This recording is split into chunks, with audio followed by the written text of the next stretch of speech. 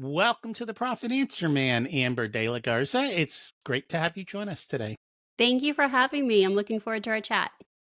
And I'm excited to learn from you. Can you tell us a little about yourself and your business? Yeah. So I am a productivity and time management coach for small business owners. I have been in business since 2012, specializing in helping business owners make time for what matters most, increase their profits, and decrease their stress. So lots of things that they want most, right? We all want less stress, more profits. And I do that through one-on-one coaching as well as group coaching and my podcast. Nice. I love product. Like I'm a systems guy. And it's funny because originally I was like, I get too many emails. So how do I get rid of some? And you try and unsubscribe and they don't listen to you, right? They just keep coming. Right. And then I was like, all right, I'm going to hire a VA to deal with this because I didn't want to deal with it. And then I started looking at my emails. I'm like, wait a minute. I'm going to pay somebody all that money to look at garbage? Like, Mm, this is not going to work. And so I kept looking and I finally found a solution. I don't know if you're familiar with SaneBox. I have heard of that. Yeah. Yeah. And so SaneBox solved my problems for like, I don't know, $60 a year. And in the beginning, I had this email withdrawal. And Okay. then now I have email oblivious. Like, I don't even care about emails anymore because I don't get them anywhere near as much. Like, Mm. I don't get in the top of my mailbox the important emails all that much anymore. Everything else goes to different categories. And I have found more and more, I just stop looking at the categories. I'm like, I don't really care unless I have to Yeah. go search for it.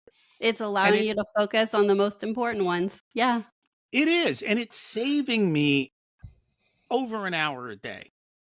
Yeah. And I was like, that's phenomenal. So and everything we like, but the concept is I looked at something and I tried to figure out how to solve it as well as how to eliminate it. Because if we can Mhm. just eliminate it, we don't need to solve it. And I think we waste a lot of time on things that are honestly irrelevant, right? Yeah. The first decision is it relevant? And, you reclaimed an hour back, but you really reclaimed mental bandwidth. All that decision making over things that do not matter wear you down from being able to make decisions on what really matters in the business. And so it's both time, but also decision making bandwidth that we're reclaiming back as well. Plus, no rabbit holes. Yeah, exactly. Remove the temptation. Remove the hey, we all have it. So we're here to talk about how to have a more profitable business. You are a Profit First fan. How did you learn about it? I do not remember how I heard about it, but I know that I listened to the audiobook. I'm sure it was probably hearing it on a podcast. I don't remember how I heard about it, but I certainly remember listening to the audiobook and then buying the book after that had completely changed my business. And as a business coach, I don't say this often, but I will say that this is the one decision outside of deciding to podcast that absolutely transformed my business was implementing Profit First. And I did that in about 2016, 2017. So you're a longtime adopter. Yes, yes. What changed once you implemented? Well, we all like a good results story. So I think that your listeners know the framework of Profit First. So I will share what happened the first year I practiced Profit First. The first year I practiced Profit First, I was excited to do my taxes. It wasn't something that I was like, oh my gosh, can we push it to the last minute? There wasn't anxiety about unknowns. It was like, man, I have all this money sitting in an account. I'm ready to pay it. Let's see what I owe. And I didn't owe as much as I saved. And I remember talking to my husband and I was like, yeah, so we've been talking about it. What if I could just write a check to pay off your truck?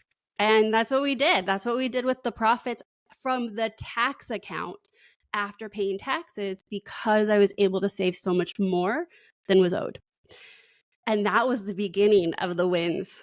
And that was the beginning But of like, before you go on to the next win, I will tell you This was the shocking one for me. How many business owners came to me and said to me, at tax time, we're ready to pay our taxes. Like, we're looking forward to. I'm like, what? And they're Hmm. like, look, we hate paying taxes just like everybody. Let's do Right. appropriate tax planning. We've done episodes on that.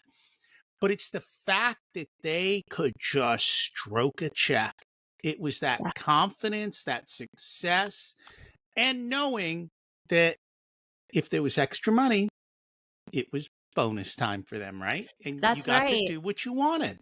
And there's something to say, the mental preparedness of like, you already wrote that money off. Like, that's how it's truly a bonus. And that's why it doesn't hurt to write the amount you actually owe the IRS.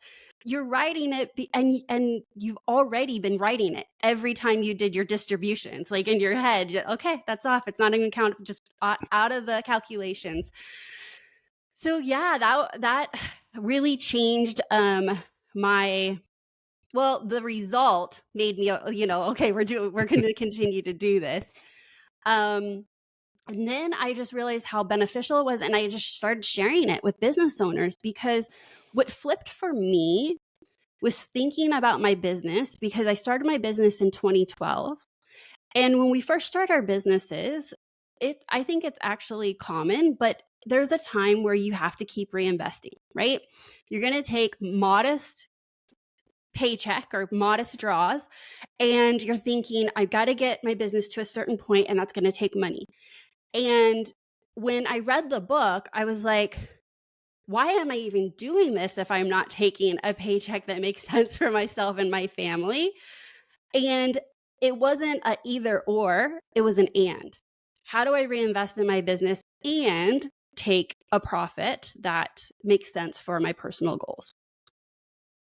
And it is not neither or. And if you're going to reinvest in your business, you expect a return on that reinvestment, which should be more profit. Or, Absolutely. or you can even loan your money to your business, your profit, and expect your business to pay you back on that with the increased rewards of the business. And if the business can't pay the loan back, well, It's not then you solvent. really didn't reinvest it, right? That's right. That's right. And that's what I ended up doing as well, was being able to pay back my initial investments over the first 5 years. And it wasn't that I wasn't taking anything, but I think it was, you know, random draws. I wasn't even on payroll at that time. And I have since obviously changed to payroll and plus draws. But it never felt as predictable. And that's also because I didn't have these accounts that were funded, right? And so the other psychological win is like, I have never again since worried about my paycheck. It's actually feels even more secure than when I worked at corporate. They could have fired you at any time.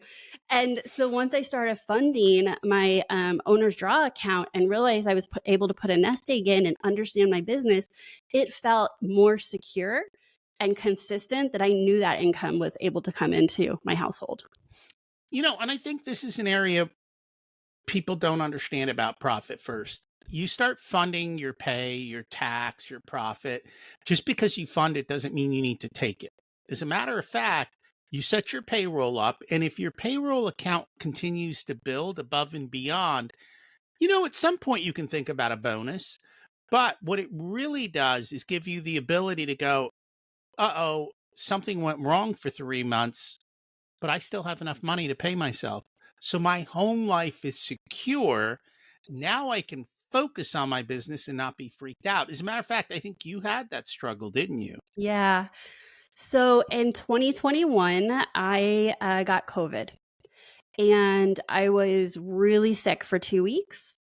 And then at the end of the 2 weeks, I ended up in the hospital, and I was, on breathing support. It was really bad. I was in there for about 14 days. And so now we're at a month being out of the business. And when I say out, I mean like I had to tell my husband how to get a hold of my team. It was sudden, and I was completely off the radar. I was that sick. And followed by that, I came home and I was on oxygen, and I had rebuilt, I had to rehab. I hadn't actually walked in a month. I had so many side effects, so many other things. That's not what this story is about. But what it's about is that whether it was COVID for me, or unfortunately, it could be cancer, a divorce, it could be a car accident. We are the lifeblood of the business as small business owners. And I needed to know. Well, actually, I didn't need to know. I knew, and I didn't even worry about it. Like, I did not worry about my business being there when I got back. I didn't worry about my team not getting paid. I didn't worry about things not being taken care of, because I knew that my business could afford to pay the team that was still taking care of the business while I was gone. And, we think that's going to happen someday, maybe, or to somebody else. But when life, I call it, punches you in the face, when life can punch you in the face, are you prepared? And of all the things I was worried about, I was worried about my life. I was worried about my health. I was worried about my family. They had actually got sick, but not as sick. I did not have to worry about my business. And I count my blessings that I was able to create a business that I felt so secure in, and that we had the savings that I didn't come back to my business and have to get us out of a hole, because that wouldn't have been a great place to come back to, right? So if I could come back and we were not in a hole, but I still needed to get the momentum back and going and back into the groove, financials weren't one of those stressors. And I grew up incredibly poor. I grew up in a family where we worked really hard for our money, and there wasn't a lot of luxuries. And I understood the stress that caused my parents. And so when I didn't have that financial stress, I was clear as day how grateful I was that that wasn't on top of everything else my family and I were going through. And I think that's a big part of it is the emotional side. Mm-hmm. And you can't put a price tag on that, Yeah. nor is there a return on investment other than if you're emotionally strong, if your home life is taken care of, if your spouse isn't screaming because the kids don't have lunch money, then it's easier for you to focus on your business and Yeah. to be focused on what really matters. You can work off of your values instead of your bank balance. It allows you to make the decisions you truly want to make. And that is the power of profit first over time. Yeah. I mean, so my business, I have a team, and they're all remote workers, they're moms.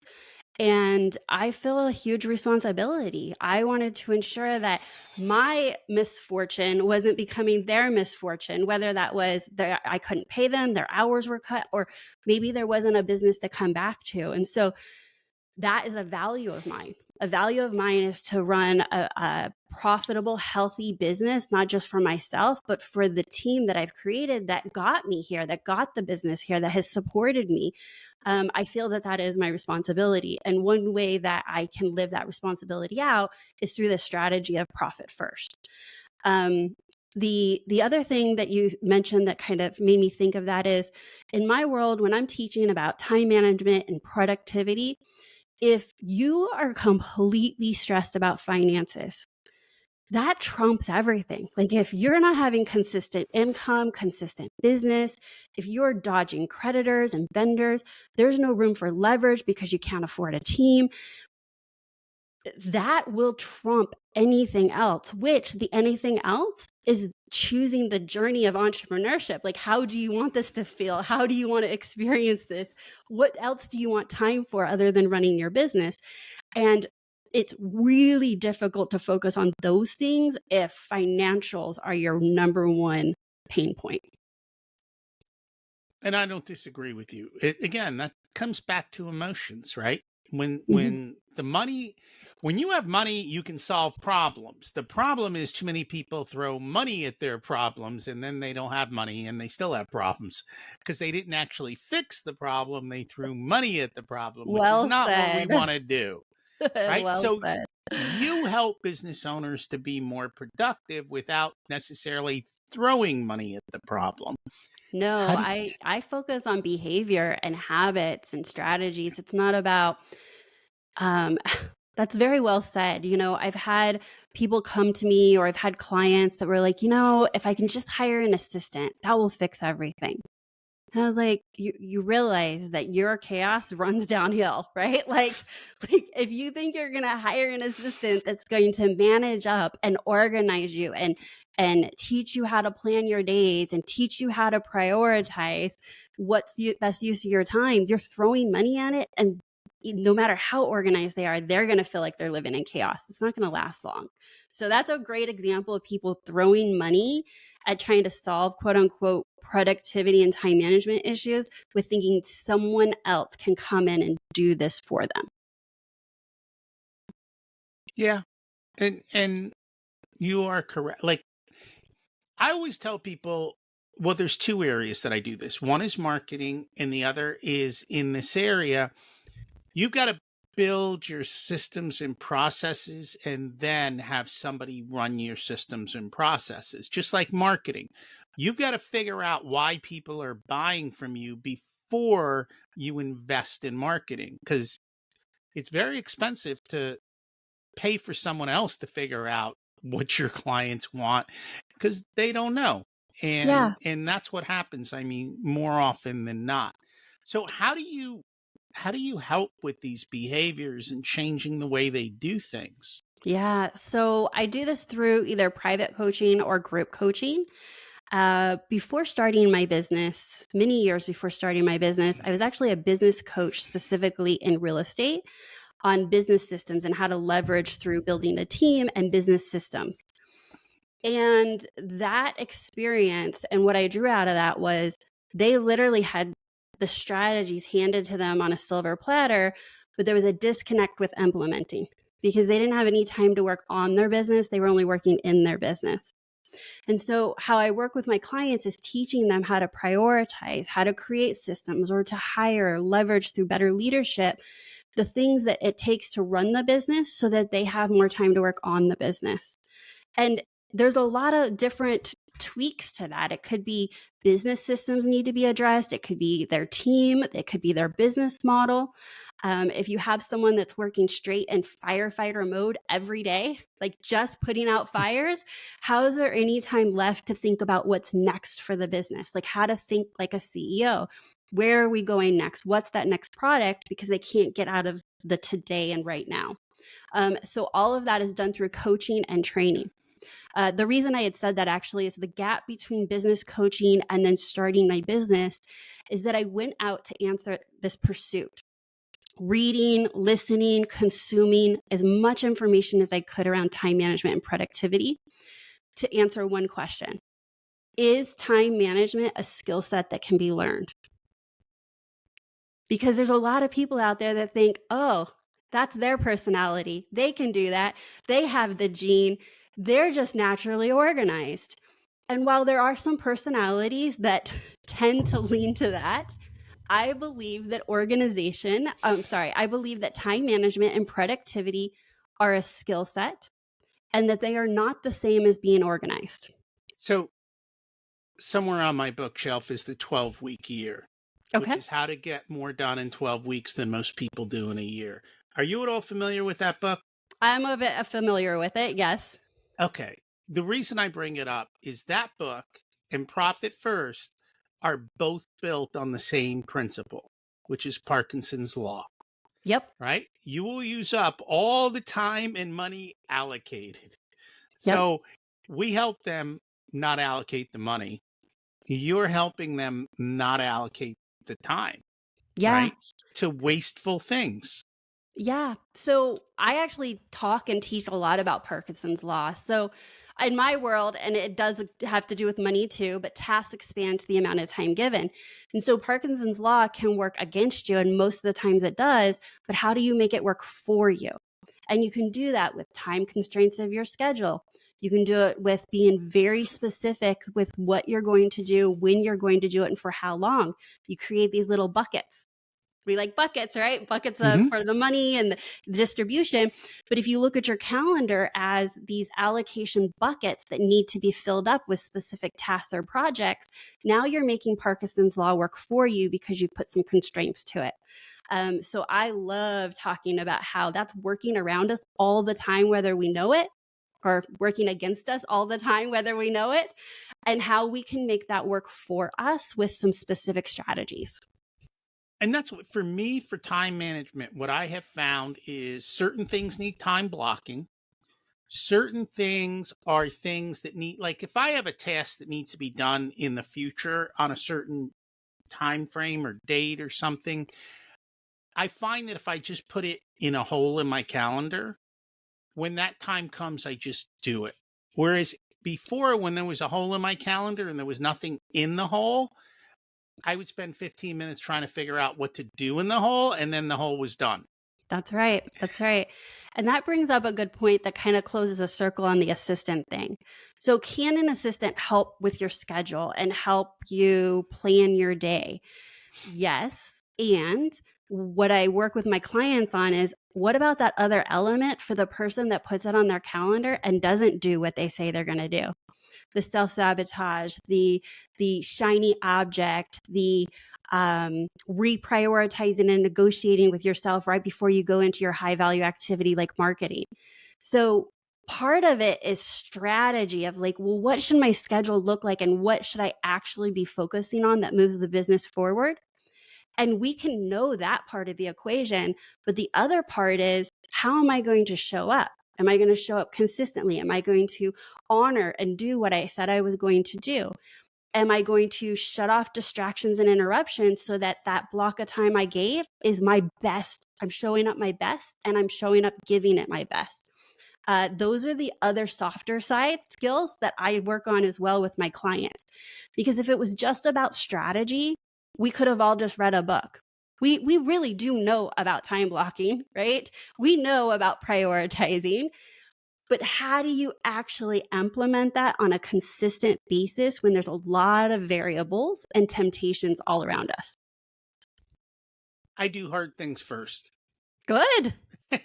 Right? Like if it requires thinking time or that kind of stuff, if it's done first, then I'm over it. Because if I try and do it last or later, A, you get behind. B, by the end of the day, I'm shutting down. So that's not really the time where I'm going to be productive in that space. And that's why I find if I block early and I do it early, then it's done and life is good. Yeah. Yeah, I agree with that. I have a little tweak because I think we're all unique, right? Some people are going to say they're night owls and they get their wind in the That evening where they can focus and the world just got quiet and that works for them. that's For fine. for me, I consider myself like a car that needs warming up. So if I'm going to start the day at 8 o'clock, my first deep work isn't till 8:30 or 9 o'clock. And I have a whole morning process that I go through that's clearing the slate, checking in with my team, processing my morning emails to quiet everything. And then I go into my deep work. If I were to just sit down at my desk and go into my deep work, I find it difficult to quiet all those open loops. And so I like to Mm. close them and then jump into it. So again, this actually goes to something else that I frequently say is that our goal is to show up our best, right? To do our best work. How we get there is unique to each of us. You're different than I am, different than someone else that's listening. And the conversation I don't think happens enough is that we say, hey, it's okay that you're different. Lean into that. What actually works for you to find your best time and to focus? My son needs his audiobook on all the time when he's studying. That would drive me nuts. I wouldn't be able to study anything. But for him, it's been proven with science that that white noise, that background noise, is what slows his brain down so that he can focus on what's in front of him. So as oddly as I think that is, had I not understood that science and like what that was doing, I could have been a mom that's like, shut it down, do your homework, like go focus, right? But the same thing is true for business owners. You know, what environment, what situation, what time of the day is going to set you up for success to do that high value, most important work? So what do you do when your employees aren't productive, meaning they don't deliver when they're supposed to on a consistent basis? There's a lot of reasons that could be happening. The first place I like to look is at yourself. So, as the business owner and as the leader, are you clearly communicating standards? Are you clearly communicating what is required of that task or project? And are you holding them accountable? And once you start checking some of those off, sometimes we get to the end of the list and it really is there's a skill set gap, there's a character flaw where they don't really want to give you their best work. They are not going to show up in the way that you need them to. But I really like to check off first because as business owners, we like to run. And communicating clearly sometimes slows us down. So I, I like to start there. Like, what is the way in which you're getting clear about what it is you need, what you're expecting, and then what's that cadence of accountability? and that's the one thing I like. I love traction because traction sets the meetings up. They're short meetings. You discuss the issues, everyone makes agreement, and you go. You don't sit around just waste time. And you've got easy to understand metrics. Either you hit them or you don't. There's no like um maybe or excuses or Right. any of that. You've got something called Leverage Lab. What is that? Yeah, Leverage Lab is my group coaching and training program, specifically for small business owners. And I work with them under the pillars of how to leverage themselves, which we talked a little bit about today, which is like mindset, um, work life balance, like them as a person. The second one is time, so task management, time management, learning and creating the focused time to do their work. The third pillar is all about organization. So, physical, digital, business systems. And the last pillar that we cover inside this program is leveraging through people, building your team in your business and outside of your business to leverage time everywhere. And those are all skill sets. I mean, leverage, it's funny. People look at leverage and they all think of financial leverage. They don't realize that there's multiple different types of leverage and that each one is unique. The difference is most leverage, unlike financial leverage, doesn't cut both ways. Like financial leverage, you can go into debt and get yourself in a lot of trouble, but most other levers don't have a negative to them, other than if you don't set up a good system, your problems will multiply, but they'll multiply in proportion to how much more you're putting through the system. Yeah. So, I mean, that's why I named it Leverage Lab, right? So you're going to get a return on your time if you're organized, if you have business systems, if you understand how to manage your tasks and your projects and people as well. When we think about wanting to put $1 in and get $1.25 out when we're investing, right? We want to be able to do that. Well, where else can we do that with time? Then when we're training somebody, we're mentoring somebody, we're leading somebody, they're able to take things off of our plate. You're multiplying your time. There's not many other places where you're multiplying your time when you think of that as a high value activity is to invest in your team members.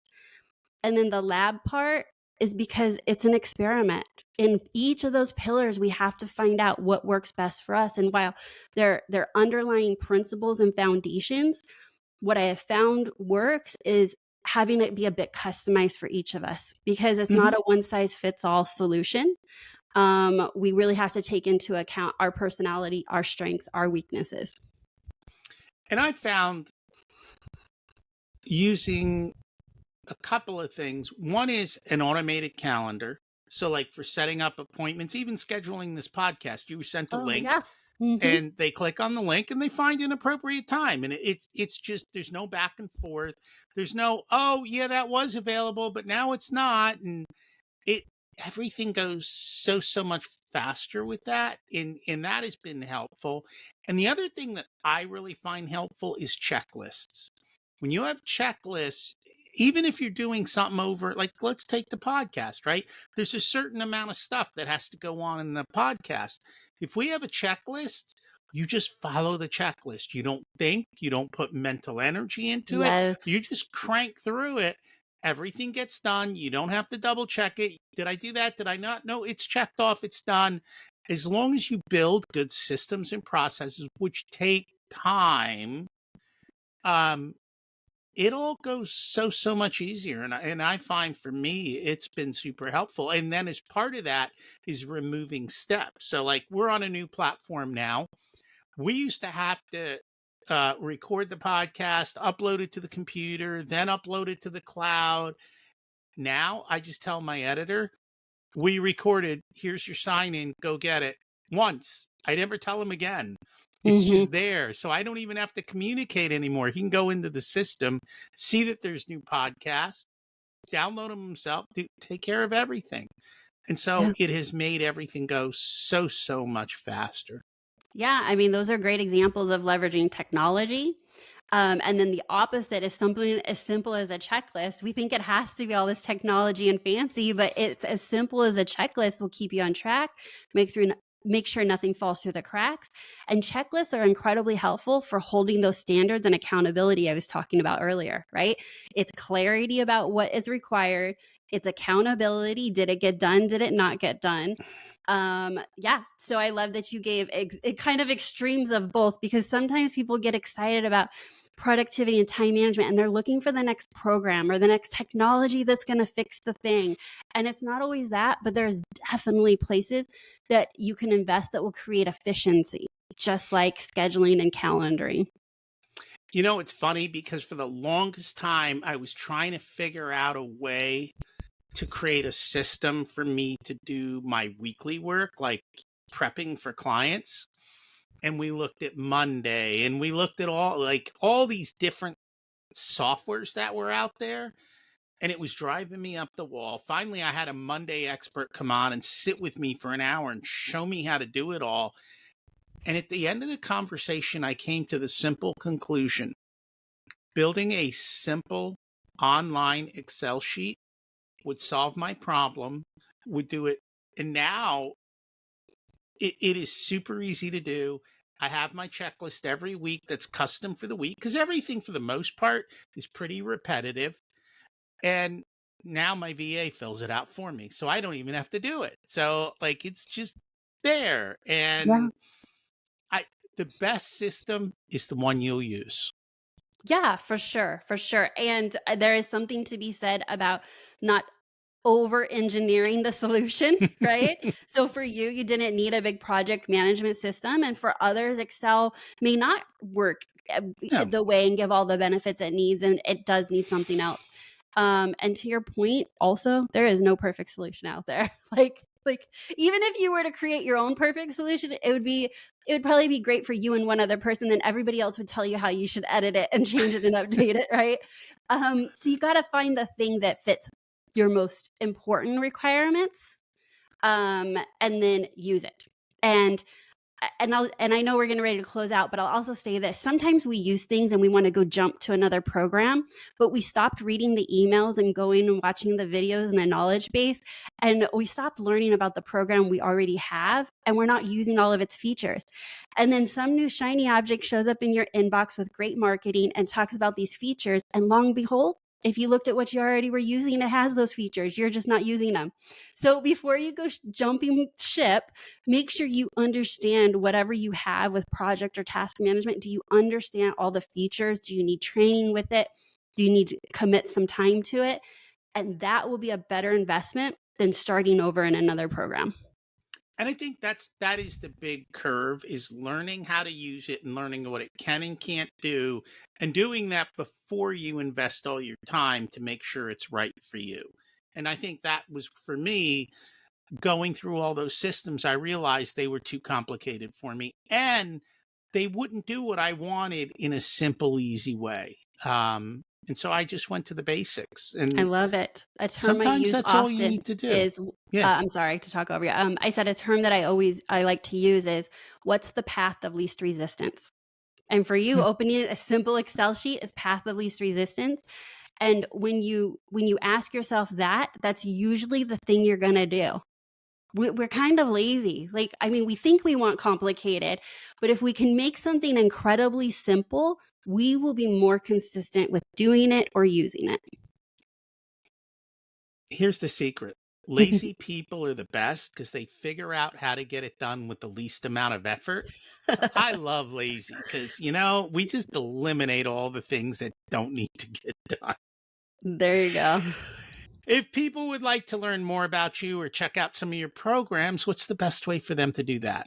Thanks for asking. You can find out everything over at amberdelagarza.com. I also have a podcast called Small Business Straight Talk. So wherever you're listening to this, you can search for Small Business Straight Talk. Thank you. And we'll put that in the show notes. Excellent. Thank you so much. This was a great conversation. And I wasn't expecting you to have so much interest in productivity and time management. So this was a great back and forth. I appreciate it. Hey, they are the foundation of more profit, right? I agree.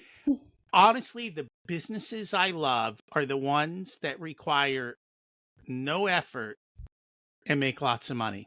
And so that comes down to building systems and processes and just being highly, highly efficient and letting the machine turn the money over to you.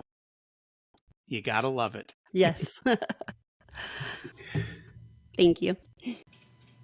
Thanks for listening to this unedited video of the Profit Answer Man podcast. If you'd like to catch the full episode and learn more about what we do, check us out at profitcomesfirst.com. We also go through the Profit First book in each and every chapter in the beginning episodes of the podcast, so check those out as well. Thanks for listening, and here's to you having a more profitable and growing business.